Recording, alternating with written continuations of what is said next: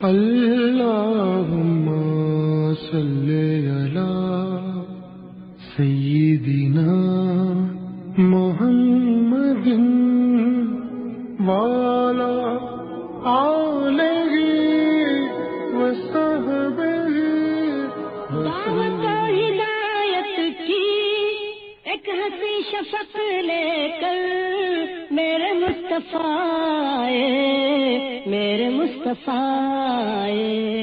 کفر کے اندھیروں میں نور کا طبق لے کر میرے مصطفیٰ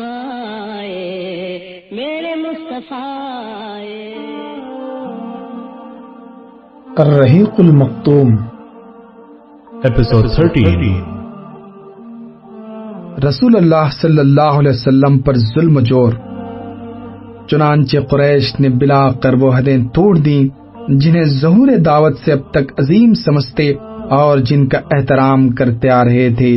در حقیقت قریش کی اکڑ اور کبریائی پر یہ بات بڑی گراں گزر رہی تھی کہ وہ لمبے عرصے تک صبر کریں، چنانچہ وہ اب تک ہنسی اور ٹھٹے، تحقیر اور استہزاء، تلبیس اور تشویش اور حقائق کو مسخ کرنے کا جو کام کرتے آ رہے تھے، اس سے ایک قدم آگے بڑھ کر رسول اللہ صلی اللہ علیہ وسلم کی طرف ظلم تاری کا ہاتھ بھی بڑھا دیا۔ اور یہ بالکل فطری بات تھی کہ اس کام میں بھی آپ کا چچا ابو لہب سر فہرست ہو، کیونکہ وہ بنو ہاشم کا ایک سردار تھا۔ اسے وہ خطرہ نہ تھا جو اوروں کو تھا، اور وہ اسلام اور اہل اسلام کا کٹر دشمن تھا۔ نبی صلی اللہ علیہ وسلم کے متعلق اس کا موقف روز اول ہی سے، جبکہ قریش نے اس طرح کی بات ابھی سوچی بھی نہ تھی، یہی تھا۔ اس نے بنو ہاشم کی مجلس میں جو کچھ کیا، پھر کوہ صفا پر جو حرکت کی، اس کا ذکر پچھلے صفحات میں آ چکا ہے۔ بعثت کے پہلے ابو لہب نے اپنے دو بیٹوں عتبہ اور عتیبہ کی شادی نبی صلی اللہ علیہ وسلم کی دو صاحبزادیوں رقیہ اور ام کلثوم سے کی تھی، لیکن بعثت کے بعد اس نے نہایت سختی اور درستی سے ان دونوں کو طلاق دلوا دی۔ اسی طرح جب نبی صلی اللہ علیہ وسلم کے دوسرے صاحبزادے عبداللہ کا انتقال ہوا تو ابو لہب کو اس قدر خوشی ہوئی کہ وہ دوڑتا ہوا اپنے رفقا کے پاس پہنچا اور انہیں خوشخبری سنائی کہ محمد ابتر ہو گئے۔ ہم ذکر کر چکے ہیں کہ ایام حج میں ابو لہب نبی صلی اللہ علیہ وسلم کی تکذیب کے لیے بازاروں، اجتماعات میں آپ کے پیچھے پیچھے لگا رہتا۔ طارق بن عبداللہ محاربی کی روایت سے معلوم ہوتا ہے کہ یہ شخص صرف تکذیب ہی پر بس نہیں کرتا بلکہ پتھر بھی مارتا رہتا، جس سے آپ کی ایڑیاں خون آلود ہو جاتی تھیں۔ ابو لہب کی بیوی ام جمیل، جس کا نام اروا تھا اور جو حرب بن امیہ کی بیٹی تھی اور ابو سفیان کی بہن تھی، وہ نبی صلی اللہ علیہ وسلم کی عداوت میں اپنے شوہر سے پیچھے نہ تھی، چنانچہ وہ نبی صلی اللہ علیہ وسلم کے راستے میں اور دروازے پر رات کو کانٹے ڈال دیا کرتی، قاصب الزبان اور مفسدہ پرداز بھی تھی۔ چنانچہ نبی صلی اللہ علیہ وسلم کے خلاف بدزبانی کرنا، لمبی چوڑی دسیسہ کاری و افترا پردازی سے کام لینا، فتنے کی آگ بھڑکانا اور خوفناک جنگ بپا رکھنا اس کا شیوا تھا۔ اسی لیے قرآن میں اس کو حمالۃ الحطب، لکڑی ڈھونے والی کا لقب عطا کیا۔ جب اسے معلوم ہوا کہ اس کی اور اس کے شوہر کی مذمت میں قرآن نازل ہوا ہے تو وہ رسول اللہ صلی اللہ علیہ وسلم کو تلاش کرتی ہوئی آئی۔ آپ خانہ کعبہ کے پاس مسجد حرام میں تشریف فرما تھے، ابو بکر صدیق بھی ہمراہ تھے۔ یہ مٹھی بھر پتھر لیے ہوئے تھی، سامنے کھڑی ہوئی تو اللہ نے اس کی نگاہ پکڑ لی اور وہ رسول اللہ کو نہ دیکھ سکی، صرف ابو بکر کو دیکھ رہی تھی۔ اس نے سامنے پہنچتے ہی سوال کیا، ابو بکر تمہارا ساتھی کہاں ہے؟ مجھے معلوم ہوا ہے کہ وہ میری ہجو کرتا ہے، واللہ اگر میں اسے پا گئی تو اس کے منہ پر یہ پتھر دے ماروں گی۔ دیکھو اللہ کی قسم میں بھی شاعرہ ہوں۔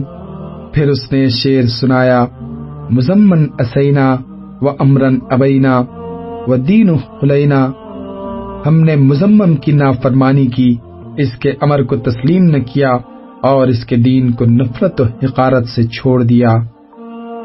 اس کے بعد واپس چلی گئی۔ ابو بکر نے کہا، یا رسول اللہ، کیا اس نے آپ کو دیکھا نہیں تھا؟ آپ نے فرمایا، نہیں، اس نے مجھے نہیں دیکھا، اللہ نے اس کی نگاہ پکڑ لی تھی۔ ابو بکر بزار نے بھی یہ واقعہ روایت کیا ہے اور اس میں اتنا مزید اضافہ کیا ہے کہ جب وہ ابو بکر کے پاس کھڑی ہوئی تھی تو اس نے یہ بھی کہا، ابو بکر، تمہارے ساتھی نے ہماری ہجو کی ہے۔ ابو بکر نے کہا، نہیں، اس عمارت کے رب کی قسم، نہ وہ شعر کہتے ہیں نہ اسے زبان پر لاتے ہیں۔ اس نے کہا، تم سچ کہتے ہو۔ ظلم و جور۔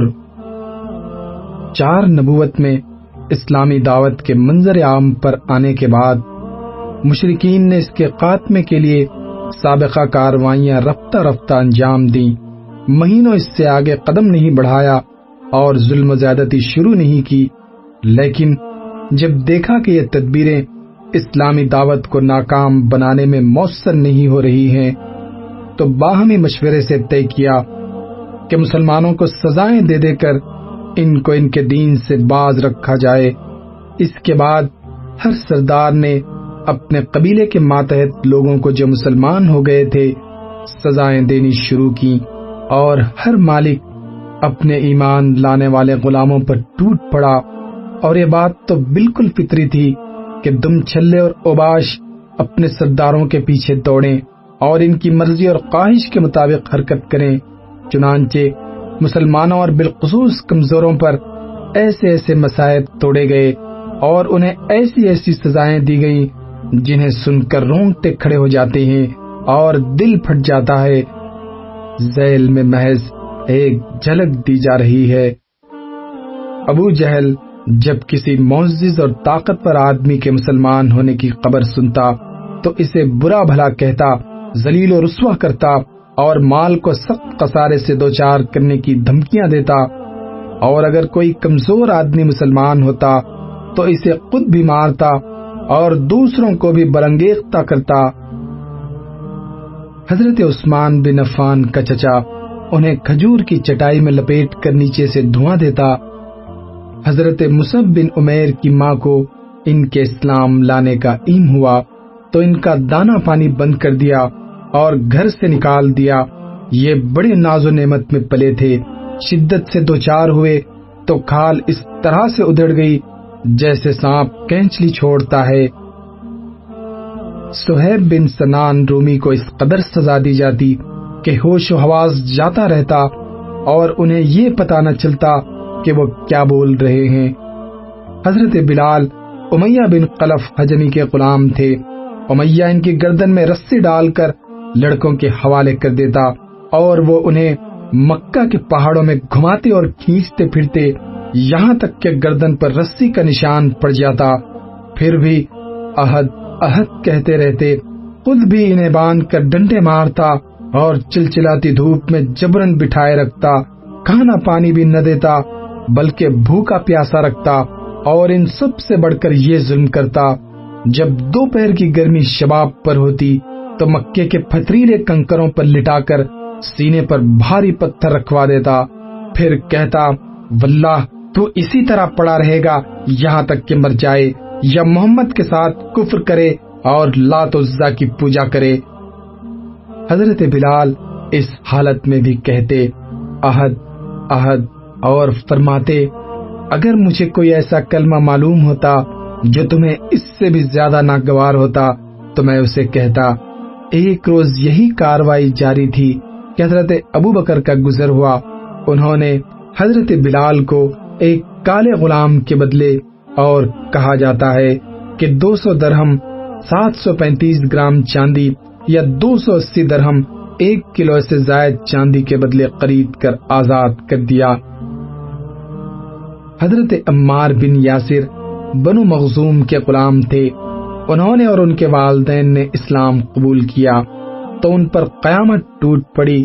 مشرکین جن میں ابو جہل پیش تھا، سخت دھوپ کے وقت پتھریلی زمین پر لے جا کر اس کی تپش سے سزا دیتے۔ ایک بار انہیں اسی طرح سزا دی جا رہی تھی کہ نبی صلی اللہ علیہ وسلم کا گزر ہوا، آپ نے فرمایا، آل یاسر صبر کرنا، تمہارا ٹھکانہ جنت ہے۔ آخر کار یاسر ظلم کی تاب نہ لا کر وفات پا گئے، اور حضرت سمیہ جو حضرت عمار کی والدہ تھیں، ابو جہل نے ان کی شرمگاہ میں نیزہ مارا اور وہ دم توڑ گئیں۔ یہ اسلام میں پہلی شہیدہ ہیں۔ ان کے والد کا نام قیاد تھا، اور یہ ابو حذیفہ بن مغیرہ بن عبداللہ بن عمر بن مخزومی کی لونڈی تھی، بہت بوڑھی اور ضعیف تھی۔ حضرت عمار پر سختی کا سلسلہ جاری رہا، انہیں کبھی دھوپ میں تپایا جاتا تو کبھی ان کے سینے پر سرخ پتھر رکھ دیا جاتا اور کبھی پانی میں ڈبویا جاتا، یہاں تک کہ وہ ہوش و حواس کھو بیٹھتے۔ ان سے مشرکین کہتے کہ جب تک تم محمد کو گالی نہ دو گے یا لات و عزا کے بارے میں کلمہ خیر نہ کہو گے، ہم تمہیں نہیں چھوڑیں گے۔ مجبوراً انہوں نے مشرکین کی بات مان لی، پھر نبی صلی اللہ علیہ وسلم کے پاس روتے اور معذرت کرتے ہوئے تشریف لائے۔ اس پر یہ آیت نازل ہوئی، من کفر باللہ من بعد ایمانہ الا من اکرہ وقلبہ مطمئن بالایمان۔ جس نے اللہ پر ایمان لانے کے بعد کفر کیا، اس پر اللہ کا غضب اور عذاب عظیم ہے، لیکن جسے مجبور کیا جائے اور اس کا دل ایمان پر مطمئن ہو، اس پر کوئی گرفت نہیں۔ حضرت ابو فقیہ جن کا نام افلح تھا، جو اصلاً قبیلے ازد سے تھے اور بنو عبد الدار کے غلام تھے، ان کے دونوں پاؤں میں لوہے کی بیڑیاں ڈال کر دوپہر کی سخت گرمی میں باہر نکالتے اور جسم سے کپڑے اتار کر تپتی ہوئی زمین پر پیٹ کے بل لٹا دیتے اور پیٹھ پر بھاری پتھر رکھ دیتے کہ حرکت نہ کر سکیں۔ وہ اسی طرح پڑے پڑے ہوش و حواس کھو بیٹھتے۔ انہیں اسی طرح کی سزائیں دی جاتی رہیں، یہاں تک کہ دوسری ہجرت حبشہ میں وہ بھی ہجرت کر گئے۔ ایک بار مشرکین نے ان کا پاؤں رسی میں باندھ کر اور گھسیٹ کر تپتی ہوئی زمین پر ڈال دیا، پھر اس طرح گلا دبایا کہ سمجھے یہ مر گئے۔ اسی دوران وہاں حضرت ابو بکر کا گزر ہوا، انہوں نے خرید کر اللہ کے لیے آزاد کر دیا۔ قباب بن ارت قبیلے قزا کی ایک عورت ام انمار کے غلام تھے اور لوہاری کا کام کرتے تھے۔ مسلمان ہوئے تو ان کی مالکہ انہیں آگ سے جلانے کی سزا دیتی۔ وہ لوہے کا گرم ٹکڑا لاتی اور ان کی پیٹھ یا سر پر رکھ دیتی تاکہ وہ محمد صلی اللہ علیہ وسلم کے ساتھ کفر کریں، مگر اس سے ان کے ایمان اور تسلیم و رضا میں اور اضافہ ہوتا۔ انہیں مشرکین بھی طرح طرح کی سزائیں دیتے، کبھی سختی سے گردن مروڑتے تو کبھی سر کے بال نوچتے۔ ایک بار تو انہیں دہکتے ہوئے انگاروں پر ڈال دیا، اسی پر گھسیٹا اور دبائے رکھا، یہاں تک کہ ان کی پیٹھ کی چربی پگھلنے سے آگ بجھ گئی۔ حضرت زنیرہ رومی لونڈی تھیں، وہ مسلمان ہوئی تو انہیں اللہ کی راہ میں سزائیں دی گئیں۔ اتفاق سے ان کی آنکھ جاتی رہی۔ مشرکین نے کہا، دیکھو تم پر لات و عزا کی مار پڑ گئی ہے۔ انہوں نے کہا، نہیں واللہ یہ لات و عزا کی مار نہیں ہے، بلکہ یہ اللہ کی طرف سے ہے، اور اگر وہ چاہے تو دوبارہ بحال کر سکتا ہے۔ پھر اللہ کا کرنا ایسا ہوا کہ دوسرے دن نگاہ پلٹ آئی۔ مشرکین کہنے لگے، یہ محمد کا جادو ہے۔ ام عبیس بنو زہرہ کی لونڈی تھی، وہ اسلام لائیں تو مشرکین نے انہیں بھی سزائیں دی، خصوصاً ان کا مالک اسود بن عبد یغوث انہیں سزائیں دیتا۔ وہ رسول اللہ کا بڑا کٹر دشمن تھا اور آپ کا مذاق اڑایا کرتا تھا۔ بنو عدی کے عمرو بن مرمل کی لونڈی مسلمان ہوئی تو عمر بن خطاب انہیں سزائیں دیتے، وہ ابھی مسلمان نہیں ہوئے تھے۔ انہیں اس قدر مارتے کہ مارتے مارتے تھک جاتے، پھر کہتے، واللہ میں نے تجھے کسی مروت کی بنا پر نہیں بلکہ محض تھک کر چھوڑ رہا ہوں۔ وہ کہتی تیرے ساتھ تیرا پروردگار بھی ایسا ہی کرے گا۔ حضرت نہدیہ اور ان کی صاحبزادی بھی بنو عبدالدار کی ایک عورت کی لونڈی تھی، اسلام لے آئیں تو انہیں بھی سزاؤں سے دوچار ہونا پڑا۔ غلاموں میں عامر بن فہیرہ بھی تھے، اسلام لانے پر انہیں بھی اس قدر سزائیں دی جاتی کہ وہ اپنے ہوش و حواس کھو بیٹھتے اور انہیں پتہ نہ چلتا کہ کیا بول رہے ہیں۔ حضرت ابو بکر نے ان سارے غلاموں اور لونڈیوں کو خرید کر آزاد کر دیا۔ اس پر ان کے والد ابو قحافہ نے ان کو عطاب کیا، کہنے لگے بیٹا میں تمہیں دیکھتا ہوں کہ کمزور گردنیں آزاد کر رہے ہو، توانا لوگوں کو آزاد کرتے تو وہ تمہارا بچاؤ بھی کرتے۔ انہوں نے کہا میں اللہ کی رضا چاہتا ہوں۔ اس پر اللہ نے قرآن اتارا، حضرت ابو بکر کی مدح کی اور ان کے دشمنوں کی مذمت کی۔ فرمایا فَأَنذَرْتُكُمْ نَارًا تَلَظَّىٰ لَا يَصْلَاهَا إِلَّا الْأَشْقَىٰ الَّذِي كَذَّبَ وَتَوَلَّىٰ، میں نے تمہیں بھڑکتی ہوئی آگ سے ڈرایا ہے جس میں وہی بدبخت داخل ہوگا جس نے جھٹلایا اور پیٹ پھیری۔ اس سے مراد امیہ بن خلف اور اس کے ہم نوا ہیں۔ پھر فرمایا اور اس آگ سے وہ پرہیزگار آدمی دور رکھا جائے گا جو اپنا مال پاکی حاصل کرنے کے لیے خرچ کر رہا ہے، اس پر کسی کا احسان نہیں ہے جس کا بدلہ دیا جا رہا ہو، بلکہ محض اپنے رب اعلیٰ کی مرضی کی طلب ہے۔ اس سے مقصود حضرت ابو بکر صدیق ہیں۔ خود ابو بکر صدیق کو بھی اذیت دی گئی، انہیں اور ان کے ساتھ طلحہ بن عبید اللہ کو نوفل بن قویل ادوی نے پکڑ کر ایک ہی رسی میں باندھ دیا تاکہ انہیں نماز نہ پڑھنے دیں بلکہ دین اسلام سے بھی باز رکھے، مگر انہوں نے اس کی بات نہ سنی۔ اس کے بعد اسے یہ دیکھ کر حیرت ہوئی کہ وہ دونوں بندھن سے آزاد اور نماز میں مشغول ہیں۔ اس واقعے کے بعد ان دونوں کو قرینین ایک ساتھ بندھے ہوئے کہا جاتا تھا۔ کہا جاتا ہے کہ یہ کام نوفل کے بجائے طلحہ بن عبید اللہ کے بھائی عثمان بن عبید اللہ نے کیا تھا۔ خلاصہ یہ کہ مشرکین کو جس کسی کے متعلق بھی معلوم ہوا کہ وہ مسلمان ہو گیا ہے تو اس کی ایذا رسانی کے در پہ ضرور ہوئے، اور کمزور مسلمانوں بالخصوص غلاموں اور لونڈیوں کے متعلق یہ کام آسان بھی تھا، کیونکہ کوئی نہ تھا جو ان کے لیے غصہ ہوتا اور ان کی حمایت کرتا، بلکہ ان کے سردار اور مالک انہیں خود ہی سزائیں دیتے اور اوباشوں کو بھی ورغلاتے۔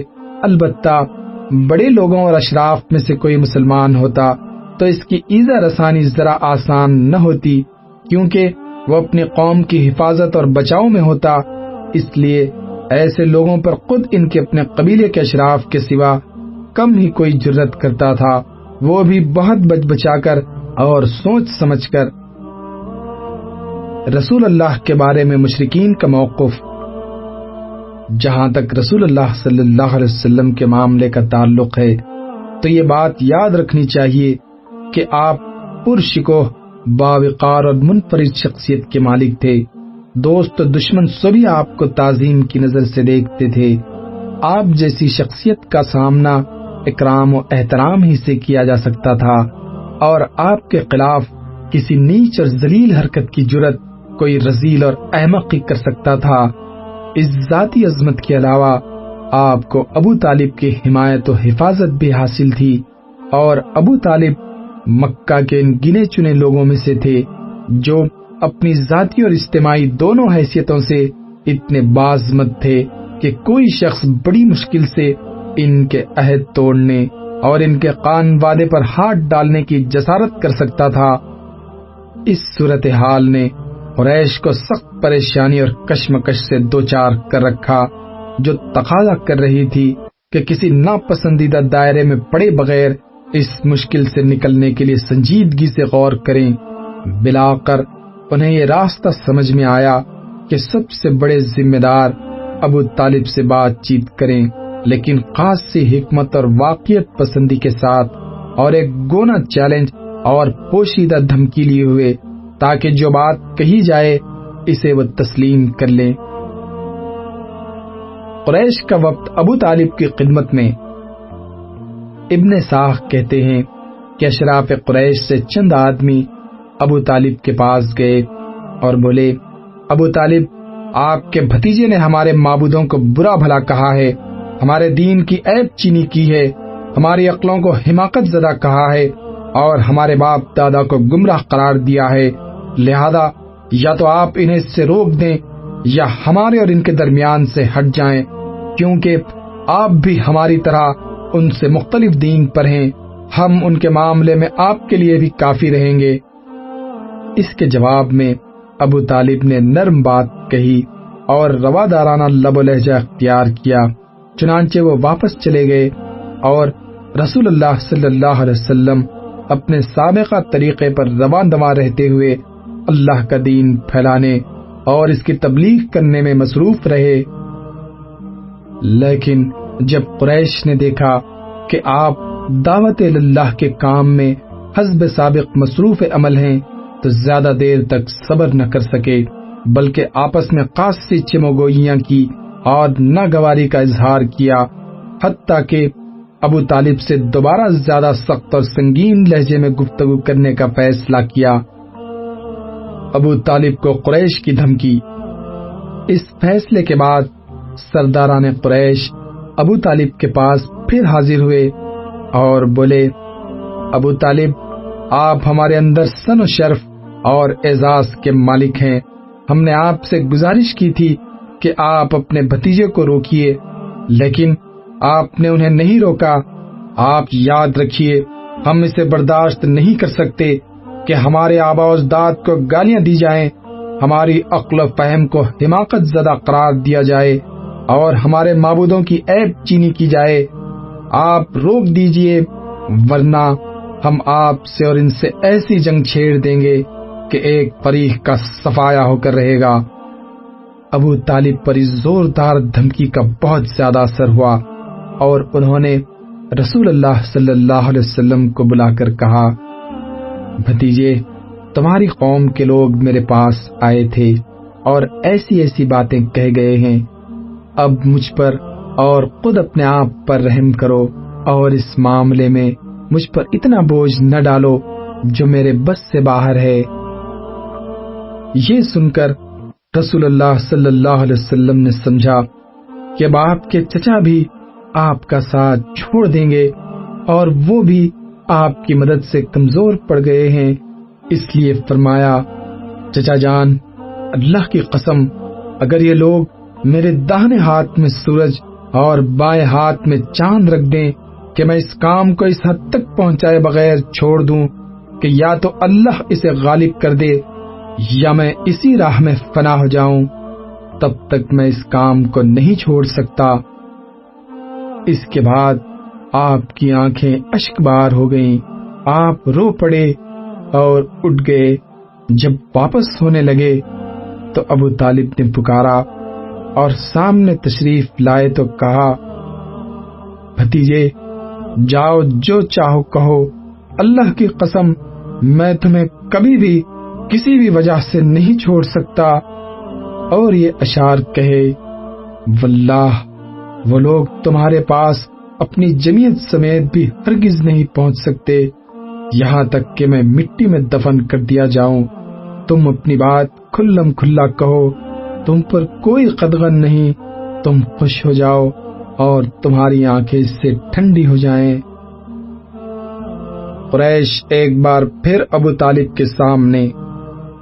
پچھلی دھمکی کے باوجود جب قریش نے دیکھا کہ رسول اللہ صلی اللہ علیہ وسلم اپنا کام کیے جا رہے ہیں تو ان کی سمجھ میں آ گیا کہ ابو طالب رسول اللہ کو چھوڑ نہیں سکتے، بلکہ اس بارے میں قریش سے جدا ہونے اور ان کی عداوت مول لینے کو تیار ہیں۔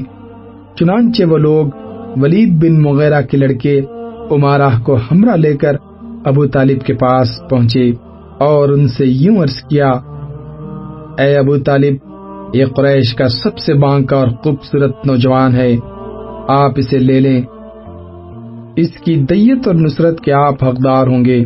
آپ اسے اپنا لڑکا بنا لیں، یہ آپ کا ہوگا، اور آپ اپنے اس بھتیجے کو ہمارے حوالے کر دیں جس نے آپ کے آبا و اجداد کے دین کی مخالفت کی ہے، آپ کی قوم کا شیرازہ منتشر کر رکھا ہے اور ان کی عقلوں کو حماقت سے دوچار بتلایا ہے۔ ہم اسے قتل کریں گے، بس یہ ایک آدمی کے بدلے ایک آدمی کا حساب ہے۔ ابو طالب نے کہا، اللہ کی قسم، کتنا برا سودا ہے جو تم لوگ مجھ سے کر رہے ہو۔ تم اپنا بیٹا مجھے دیتے ہو کہ میں اسے کھلاؤں پلاؤں، پالوں پوسوں، اور میرا بیٹا مجھ سے طلب کرتے ہو کہ اسے قتل کر دو۔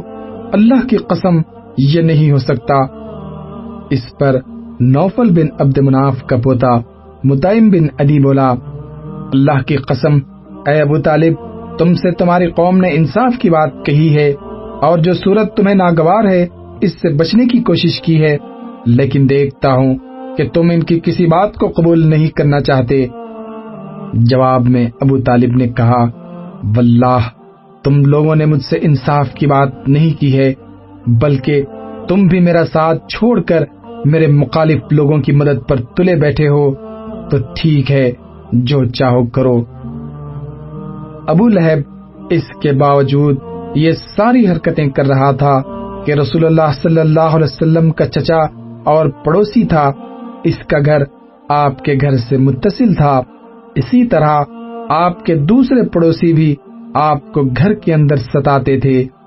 ابن ساخ کا بیان ہے کہ جو گروہ گھر کے اندر رسول اللہ صلی اللہ علیہ وسلم کو اذیت دیا کرتا تھا وہ یہ تھا: ابو لہب، حکم بن ابی العاص بن امیہ، عقبہ بن ابی معیط، عدی بن حمرہ ثقفی، ابن الاسدہ حزلی، یہ سب کے سب آپ صلی اللہ علیہ وسلم کے پڑوسی تھے، اور ان میں سے حکم بن ابی العاص کے علاوہ کوئی بھی مسلمان نہ ہوا۔ ان کے ستانے کا طریقہ یہ تھا کہ جب آپ نماز پڑھتے تو کوئی شخص بکری کی بچے دانی اس طرح ٹکا کر پھینکتا کہ وہ ٹھیک آپ کے اوپر گرتی، چولہے پر ہانڈی چڑھائی جاتی تو بچہ دانی اس طرح پھینکتے کہ سیدھے ہانڈی میں جا گرتی۔ آپ نے مجبور ہو کر ایک گھروندہ بنا لیا تاکہ نماز پڑھتے ہوئے ان سے بچ سکیں۔ بہرحال جب آپ پر یہ گندگی پھینکی جاتی تو آپ اسے لکڑی پر لے کر نکلتے اور دروازے پر کھڑے ہو کر فرماتے، اے بنی عبد مناف، یہ کیسی ہمسائیگی ہے، پھر اسے راستے میں ڈال دیتے۔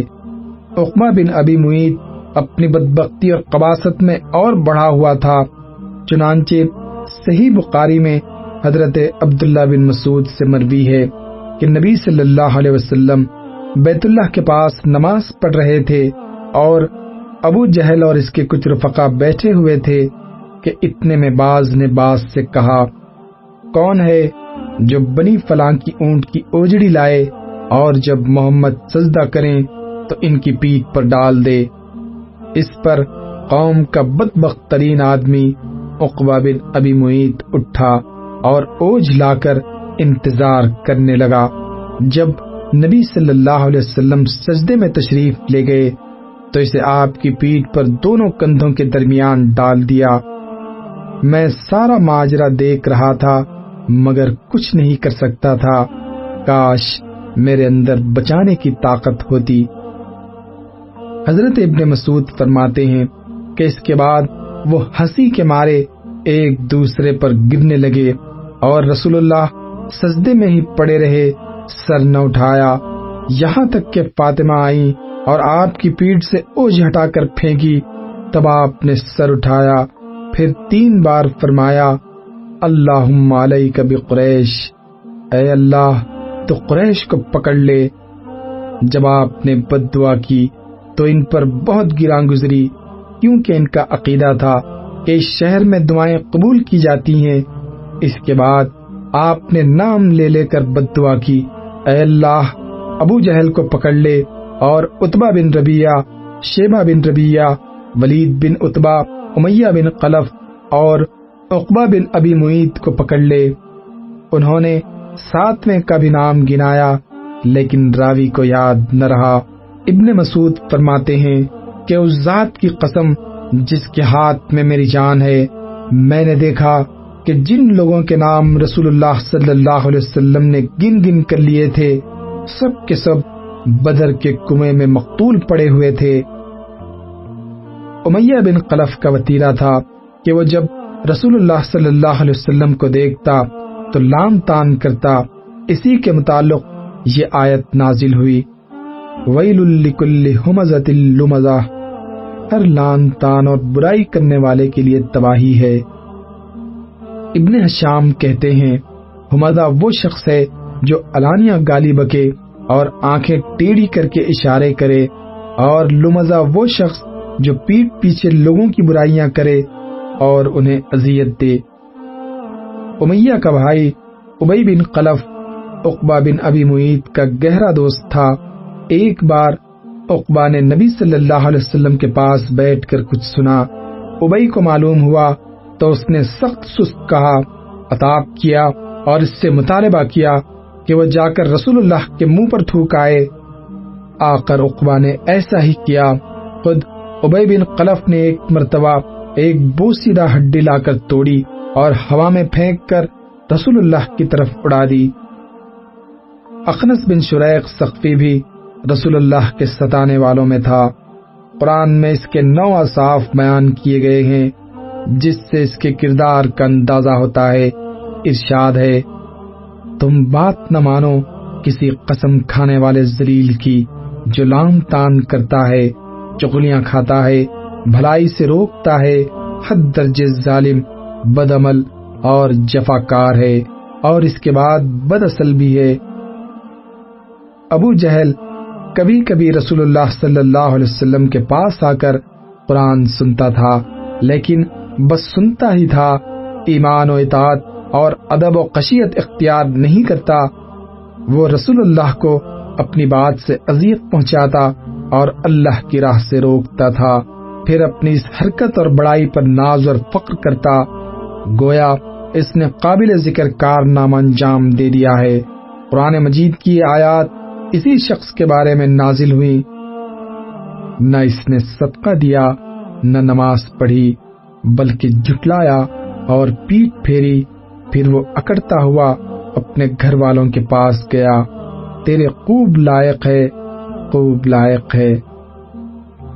اس شخص نے پہلے دن جب نبی صلی اللہ علیہ وسلم کو نماز پڑھتے ہوئے دیکھا تو اسی دن سے آپ کو نماز سے روکتا رہا۔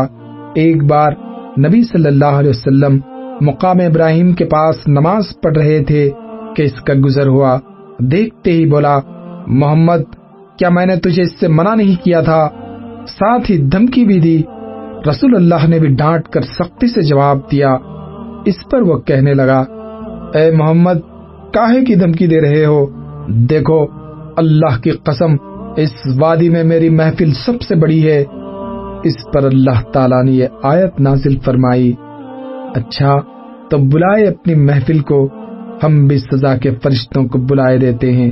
اچھا تو بلائے اپنی محفل کو۔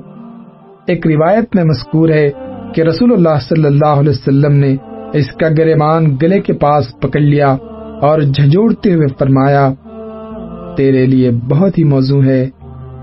اس پر اللہ کا دشمن کہنے لگا، اے محمد، مجھے دھمکی دے رہے ہو؟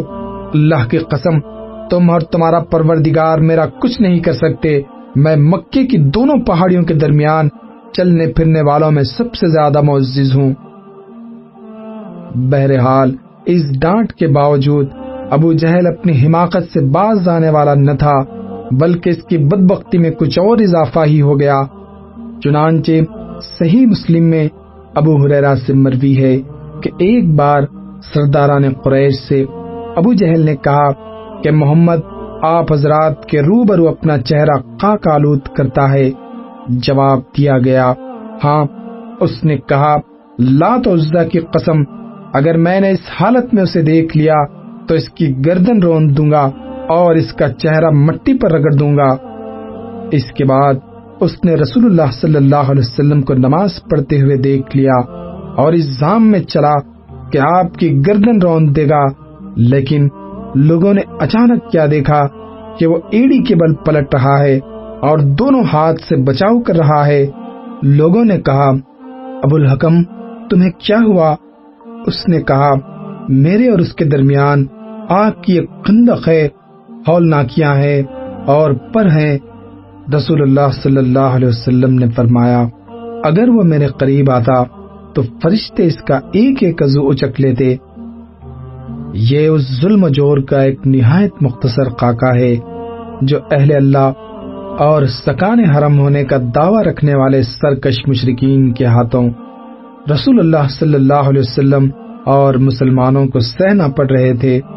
اس سنگین صورتحال کا تقاضا یہ تھا کہ رسول اللہ صلی اللہ علیہ وسلم ایسا محتاط اور تدبیر پر مبنی موقف اختیار کریں کہ مسلمانوں پر جو آفت ٹوٹ پڑی تھی اس سے بچانے کی کوئی صورت نکل آئے اور ممکن حد تک اس کی سختی کم کی جا سکے۔ اس مقصد کے لیے رسول اللہ صلی اللہ علیہ وسلم نے 2 حکیمانہ اقدام اٹھائے جو دعوت کا کام آگے بڑھانے میں بھی مؤثر ثابت ہوئے۔ پہلا، ارقم بن ابی الارقم مخزومی کے مکان کو دعوت و تربیت کے مرکز کے طور پر اختیار فرمایا۔ دوسرا، مسلمانوں کو ہجرت حبشہ کا حکم فرمایا۔ اللہم صلی علی محمد وعلی آلہ وصحبہ وسلم۔ اللہم